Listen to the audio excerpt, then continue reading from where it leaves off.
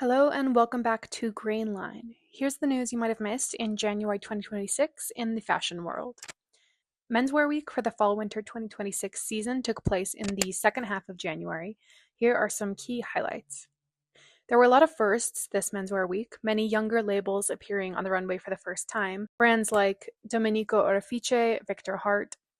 Additionally, Ralph Lauren appeared on the Milan schedule and did their first menswear show in over 20 years. Jaden Smith made his debut at Louboutin. His recent appointment as their first ever menswear creative director was met with some backlash, with people calling him a Nepo baby and saying he has no experience, and expressing that they could have given the role to someone a little more deserving. I've seen pretty mixed reviews of his collection so far, a few scathing videos, but where most of the comments were actually supportive of his work. Overall, I thought his collection was fine, not really anything to speak of, but considering I was prepared to hate it, maybe that is a win. It's also the brand's first ever menswear collection, so he's really kind of in uncharted territory, and I think they could have benefited from someone with a stronger angle. Out of all the shows on the calendar, a few garnered some special attention. Let's start with the good. The Prada Menswear show was pretty well received. Their show, which was called Before and Next, featured elongated, precise silhouettes, high buttoning coats, and utility cape trenches with some collaged prints. The Dsquared menswear show also got some special attention for featuring the TV show Heated Rivalry star Hudson Williams in his runway debut. Overall, I actually loved the Dsquared collection for more than just his cameo. It was just sort of ridiculous, which I thought was so fun. It was a play on how showy and impractical ski slope style has become, featuring heeled ski boots and comically oversized hats. I just thought it was great, and I can actually see people buying it and wearing it on the slopes. A personal favorite from Menswear Week was the Rick Owens collection. I feel like he always strikes the balance between being theatrical enough that the show really makes an impact, but cool and toned down just enough that I actually want to see people wearing the stuff. In terms of the negative reviews of this past Menswear Week, we have the Dolce and Gabbana show. The show was titled Portrait of a Man, but people on social media quickly noticed that it was really only a portrait of one type of man. There was almost no diversity in the models in the show. Now, the house positioned the show as a commentary on conformity and how men are pressured into a singular identity. So at first I thought this was sort of the point, maybe, for them all to look the same, even though that still means no jobs for diverse models. But then I read a little bit further. Here's what the house said about the show, which is a quote from the Vogue runway review. They envisioned the catwalk as a stage for a tableau of contemporary archetypes: the introspective intellectual, the Mediterranean heartthrob, the visionary entrepreneur, the Italian flaneur. There's no single way to be a man, they remarked. There are as many possibilities as there are men, and each one deserves its own portrait. So, really, I'm just not sure how this wasn't questioned by any of their team members. It seems absolutely wild to me to have a show where the theme is basically diversity and to feature zero diversity. And even in their description of the diversity, the farthest they can get is Mediterranean or Italian. I don't even know what to say to that one.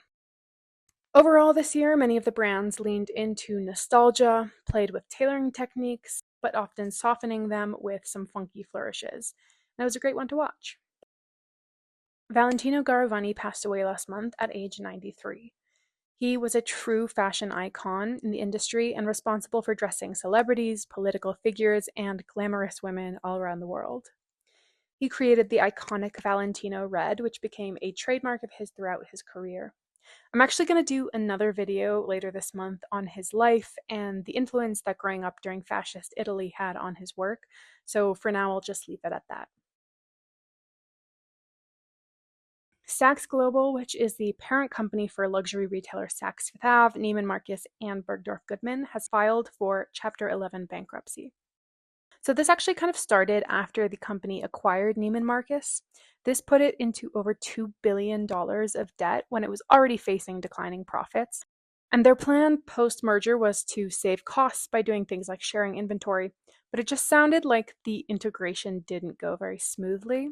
In December of 2025, Saks failed to make an interest payment of around $100 million, which obviously caused a crisis of confidence in the creditors and vendors that they work with. They reportedly owe brands like Louboutin and Jimmy Choo millions of dollars, among other brands. I also want to note this comes after some internal drama with their C-suite. A former Neiman Marcus CEO is currently in the role and stepped into the job after the previous CEO held the position for only 2 weeks, which does not bode very well. It has secured $1.75 billion in financing, though, so it will continue to operate while they undergo this bankruptcy process. I think top of mind when many people hear about this is the situation with Essence, another luxury retailer that filed for bankruptcy protection a few months ago. Also, Macy's had some big layoffs this month, and all of these cases are sort of different, but I do think the broader picture is the same. Luxury demand is decreasing, department stores are struggling, and brands are prioritizing DTC channels.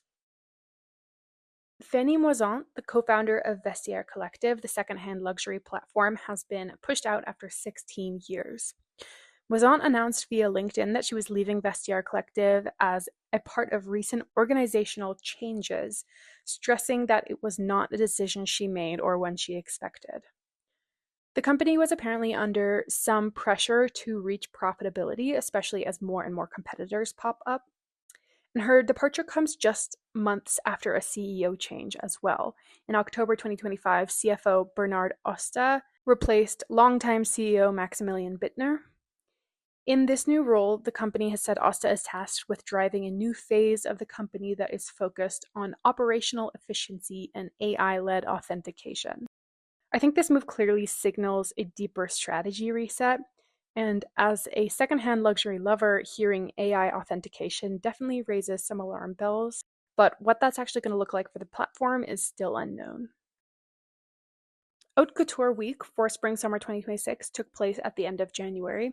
The theme of this season across the board was undeniably flora and fauna. A few collections really garnered most of the public's attention.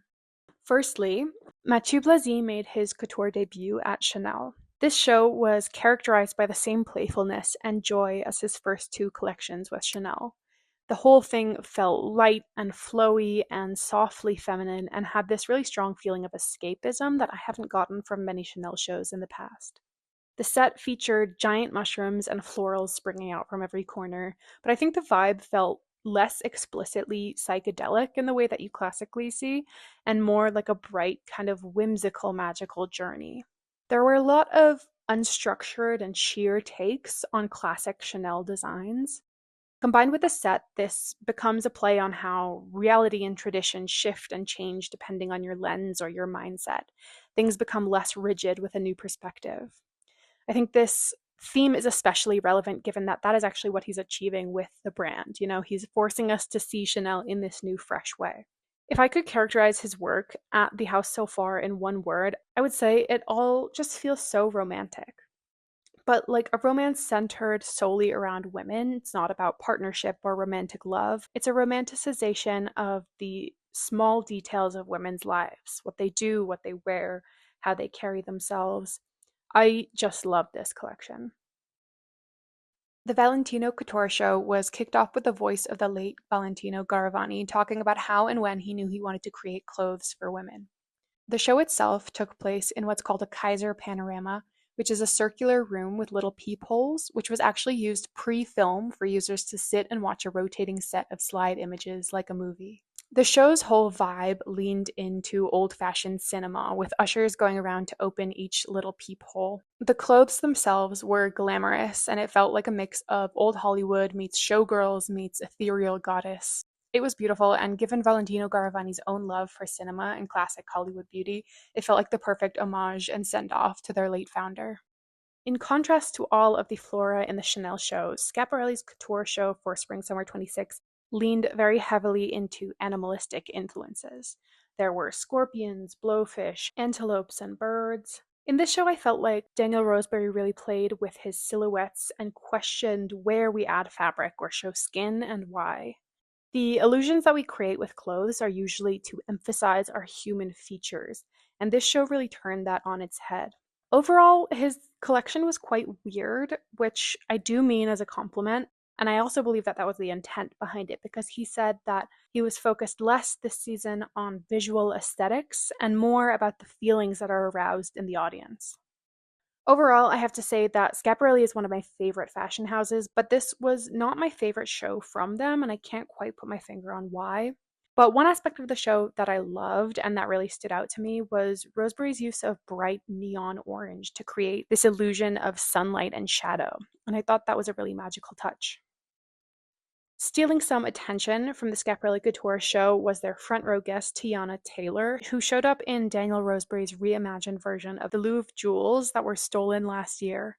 Some of these recreations and takes on the jewels also appeared on the models in the runway as well, which I thought was a really fun addition. Lastly, for Couture Week, Jonathan Anderson made his couture debut at Dior. Similar to Chanel, this focused very heavily on plants. There was grass and flowers everywhere, both as accessories added onto looks and as entire dresses made to look like tulips and flower bulbs. The show really felt like a cool blend between a natural floral femininity and a more mysterious, edgy kind of femininity.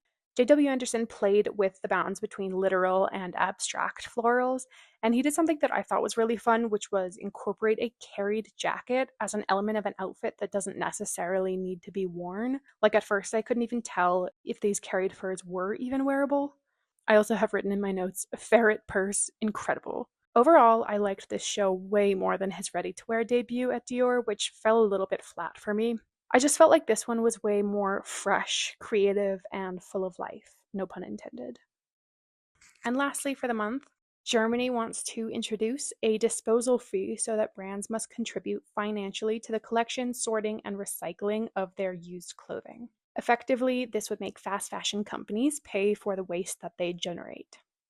This is similar to a wider EU effort to target fast fashion and textile pollution. The expectation here is that some of the cost will be passed on to consumer prices, and it seems like the hope is that the higher prices will also make ultra fast fashion less desirable and aim to lean consumption away from super cheap and disposable items. The Environment Minister, Carsten Schneider, argues that as it is today, nonprofits like the Red Cross are stuck with the bill for unusable fast fashion donations. The German law would also be implemented on top of recent EU bans on destruction of unsold clothing, shoes, and accessories. I think it's really exciting that EU countries are starting to target fast fashion with legislation, but I do see this one as potentially pretty unpopular with the public in Germany because it might raise prices of fast fashion. So I'm interested to see if that pushback will actually change anything because other countries in Europe have been rolling back some of the restrictions that they plan to put on fast fashion. Thank you for watching or listening. That is all I've got for this month. If you like this content, please consider liking or subscribing so that I can continue to make it. And with that, I will see you in the next one.